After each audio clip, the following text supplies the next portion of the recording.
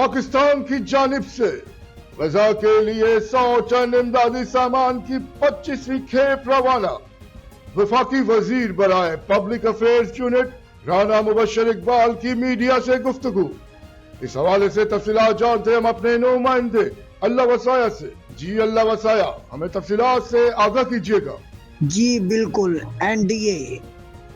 NDMA کے مطابق امدادی سامان میں خیمے، ترپالیں، پانی کی کین اشیاء شامل ہے۔ اب تک 25 امدادی کھیپ کے ذریعے مجموعی طور پر 2427 ٹن امدادی سامان روانہ کیا جا چکا ہے۔ امدادی سامان کی روانگی کی تقریب میں وفاقی وزیر برائے پبلک افیئرز یونٹ رانا مبشر اقبال اور رکن صوبائی اسمبلی رانا راشد منہاس نے بطور مہمان خصوصی شرکت کی۔ تقریبات میں حکومت نمائندگان NDMA کے اعلی افسران اور الخدمت فاؤنڈیشن سمیت دیگر سماجی تنظیموں کے نمائندے بھی موجود تھے۔ کیمرہ مین ٹیم کے ساتھ سواصل، لاہور۔ اللہ وسایا۔ بہت شکریہ اللہ وسایا، ہمیں تفصیلات سے آگاہ کرنے کے لیے۔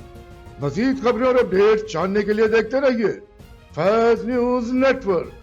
فیض نیوز، فیض سب کے لیے۔